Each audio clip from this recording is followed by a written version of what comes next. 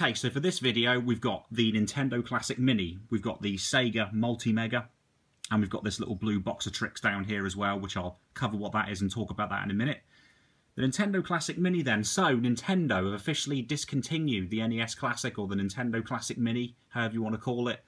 And I think it's a big shame, to be honest. And the main reason I think that is because there's a lot of people that still want these things. There's people still trying to get hold of them, and that they're going to find it impossible now to get one from a shop normally without paying an inflated price, or obviously resorting to eBay and auction sites and having to pay 3-4 times more than this thing originally costed when it came out, which is a big shame. I'll come on to that as well in a little bit more depth as well. It's a big shame. Why have Nintendo done it? I've got a couple of reasons why I think they did it. One of which is relevant to why the Multi-Mega is sitting there, and that is back in the day, back in about 95, I think it was, Sega released the Sega Multi-Mega. They produced that in not particularly great numbers, and obviously they didn't expect it to be a big seller. And of course the Mega CD and Mega Drive were out at that time, and in fact this thing was over 100 Great British pounds more expensive than a Mega CD and Mega Drive buying them separately. So yeah, it didn't really have much of a chance of selling particularly well.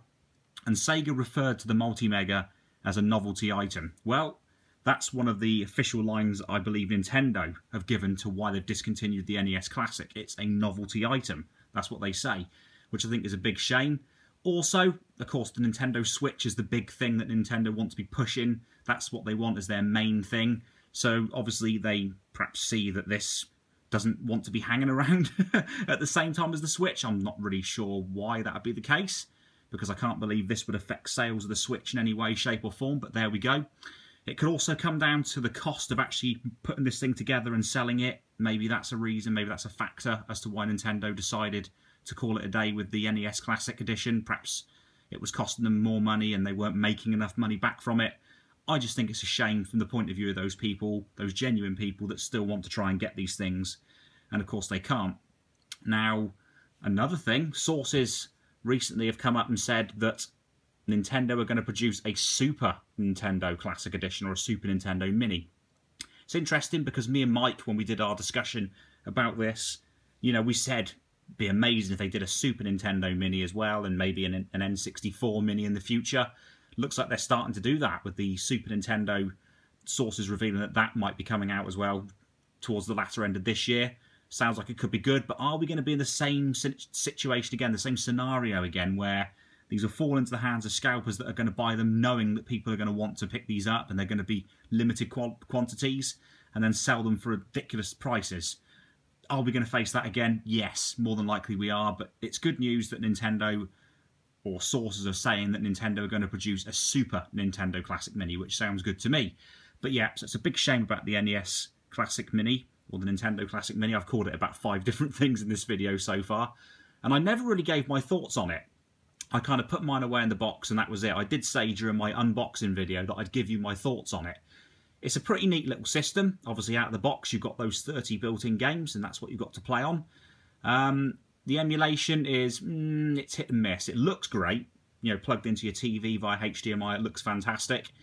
But I noticed issues. I noticed that there was, number one, input lag. So you press the button and there's a delay between you pressing the button and then the action actually happening on screen, which for some games, you know, where you've got a bit of muscle memory from playing the games back in the day on the original system, it's going to be a little bit kind of disorientating to play the Classic Mini with the input lag, because you're pressing a button expecting it to happen virtually instantly and it's not happening. There's a bit of a delay, a couple of frames delay of lag that's getting introduced by this thing. The audio as well. The audio surprised me and annoyed me the most. I was playing Super Mario Brothers. Mario would obviously jump and normally you'd get a ding sound effect or something a lot better sounding than what I just did. And there's a delay with the sound effects. So you'll press the jump button, Mario will jump, and the sound effect for him jumping will play, you know, sometime after you've actually got him to jump, which again is disorientating. Because another thing with me is sound. I can hear the sound, and the sound, yeah, if it plays at the right time, I can tell. If it's playing at the wrong time, it can also be a bit off-putting for me. So it's a shame really about that. So for me, literally, I showed you the footage of me rigging it up to my setup temporarily in a mess. And that was it. I played it for about 2 minutes, checked out a few of the games, looked at the the display settings, the graphics options, if you like, the different screen modes, the CRT filter, etc., and thought it looked pretty cool. And then I put it back away in the box, and that was it. And I didn't play it again, and that was that. And I'm keeping it for collection purposes only. I'm not going to be one of these scalpers who, you know, sells it on eBay and, yeah, wants to make an extortionate amount of money for it. Which brings me on to another point about the Nintendo Classic Edition. Another thing that happened was this thing. As we know, it's got 30 games built in, as you can see there. Another thing that happened recently is it got hacked. Some clever people managed to rig it up to a PC, figure out what made this thing tick, and they managed to add extra games to it, so you could play more games. You could actually add things to it. Would have been cool, actually, if Nintendo did something official along those lines, an official application you had on your PC where you could buy the games and then you could add them in by transferring them across in an official manner rather than hacking the machine and doing it that way. And somebody managed to get up to 600, I think, maybe even 700 games on this thing, which is absolutely crazy. But I go back to what I said about scalpers and auction sites. I had a look earlier on today at these, and I saw a couple of hacked NES Classic Editions that people were trying to sell for £300. I mean, seriously, £300 for an official product that's then got loads of ROMs that you've hacked onto it that you shouldn't have on there. I mean, I know what people are going to say. There's going to be some bad comments and dislikes for me saying that, because they're going to be like, oh, come on, you know, what do you expect? You can do it, so people are going to do it. I think it's wrong. And it's especially wrong if people are selling it on eBay for £300. A device that cost, you know, £50 originally, give or take. You know, it's being sold for 6 times more just because someone's hacked it and put extra ROMs on, which anybody could do if they really wanted to, with a little bit of Googling around and finding out they could easily do it. So it's a shame, but that's just how it is at the moment. So we've got the Raspberry Pi 3 here, and there's a reason why I've got this here, and that is because I heard about RetroPie, this really cool front-end / OS that you could put on these things to run emulators for all different types of games and systems, which sounded pretty cool. This was always just going to be something that I'd put alongside my retro gaming setup. It was never going to replace the real hardware playing games, you know, the way they should be played rather than using emulation. So a quick look around the machine. You've got these status lights that light up on here to show power and activity. In there, you've got a micro SD card. I've got a 64GB one in there with the RetroPie image loaded onto it.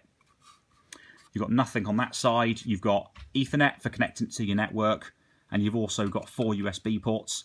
It does also have internal Wi-Fi. This is the Raspberry Pi 3 Model B device. And on the back, you've got a headphone jack. You've got the HDMI output, a full-size HDMI connection, and you've got the micro USB connection. Now, initially, I thought, yes, that's cool. I'm going to be able to rig this up to my television because my TV's got USB ports and make use of a cable that plugs into my TV. So this doesn't even need a separate power unit.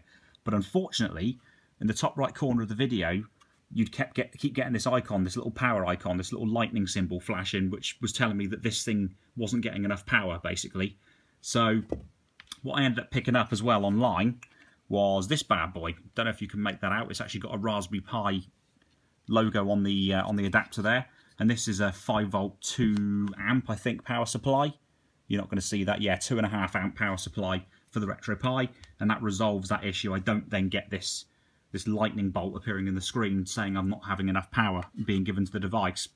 Now, unfortunately, the emulation performance on this thing is hit and miss. I get input lag, and just to put it into perspective a little bit, with my real hardware, say if I rig up my Mega Drive, my NES, through RGB SCART, through my FrameMeister to my television, I've run the 240p test suite, which those you guys into your retro setups all know what that is and what the relevance of that is.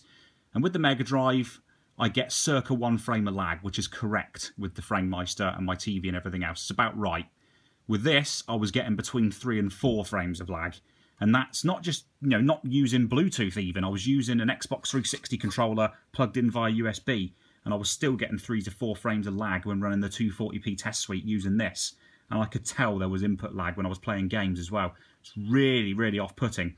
And again, I plugged in keyboard and mouse to this because you can also run an Amiga emulator on this, on that front end as well. When you put Amiga ROMs in, and obviously the Kickstart ROMs that you need for the Amiga systems on here, you can play Amiga games. And again, when I was moving the mouse again, I was noticing there was a delay in the mouse actually moving, and it's a hell of a lot more of a delay than when I use a real Amiga, like my 500 Plus or my 1200 rigged up to my scaler, the FrameMeister. I move the mouse and it's relatively instant. So again, there's definitely input lag, which is a big shame. I did some Googling around and found out, yep, there is, you know, input lag. I did some of the things people suggested to try and reduce it. Of course, my TV was running in game mode, which is a faster processing mode for the TV.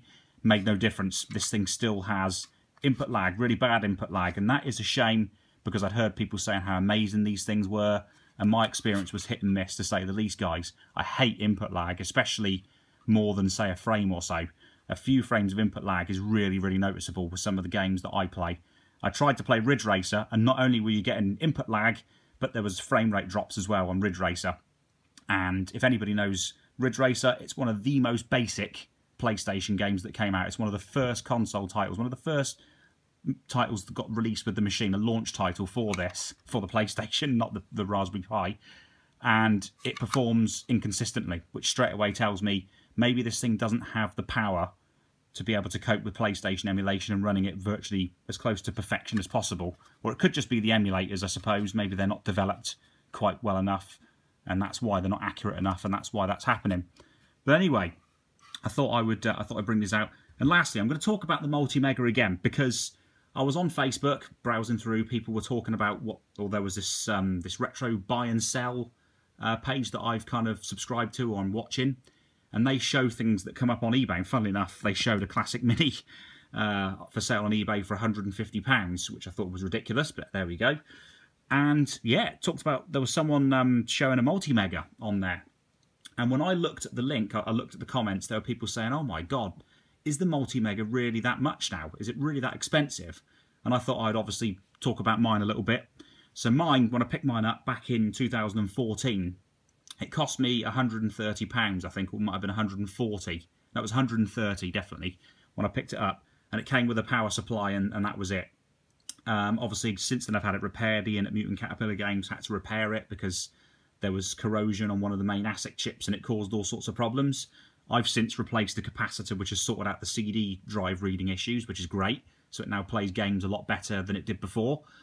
But I looked on this this link that had come through via Facebook, which linked to an eBay auction, and these things are selling for 3 times more than I paid for it. And I'm not talking about the console plus, you know, boxed with games and various other things. I'm talking about just the machine with a controller, and I've got one of these 6-button controllers that would have come with that as well. Selling for over £300. It's unbelievable. And also, I'm not going to bring the Amiga 1200 out again. I was looking earlier on today, I paid £72 in 2014 for my Amiga 1200.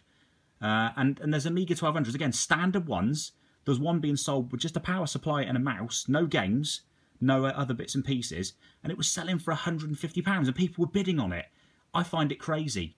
This retro collecting hobby of mine has got so expensive now, it really has. It's just as well that I only buy things that I'm interested in, but even some of the things that I'm interested in nowadays are going for ridiculous sums of money, and it's just a nightmare. It's getting out of control.